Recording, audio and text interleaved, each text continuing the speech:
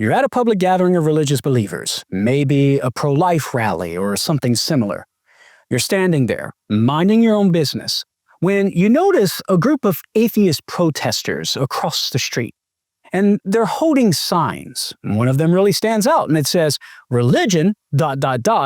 because thinking is hard. You've probably seen it before, and the message is pretty clear.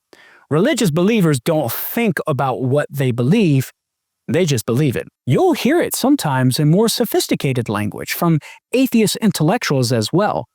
Take Richard Dawkins, for example. In a 2013 speech at the Cambridge Union Society, he said this. To a scientist, however, what's really objectionable about religion is that it fosters the idea that we should be satisfied with a non-explanation to a difficult question instead of working hard. It's hard work, working hard to provide a real explanation. Religious explanations are supernatural. But in no possible sense is a supernatural explanation for anything an explanation. It's a cop-out. Notice the implication here. Religious explanations don't involve hard thinking. They're shortcuts, cop-outs. So let's think through a few responses. First, many atheists who repeat this mantra might need to do a little self-reflection. For example, the American Atheist website defines atheism not as an affirmative belief that there is no God, but as, quote, a lack of belief in gods.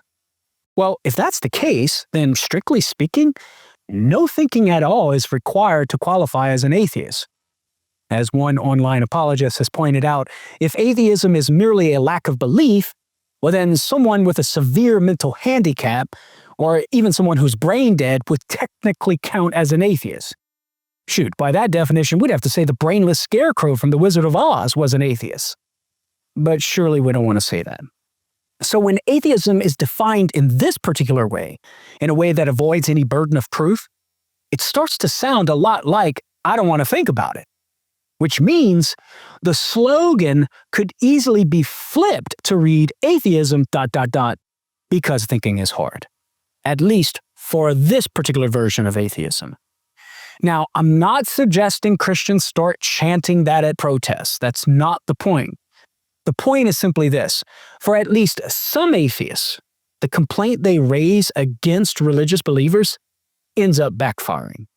So to my young adult friends out there, just be aware, you might leave a religious group thinking you're escaping anti-intellectualism, only to join a crowd that's even more anti-intellectual than the one you left behind.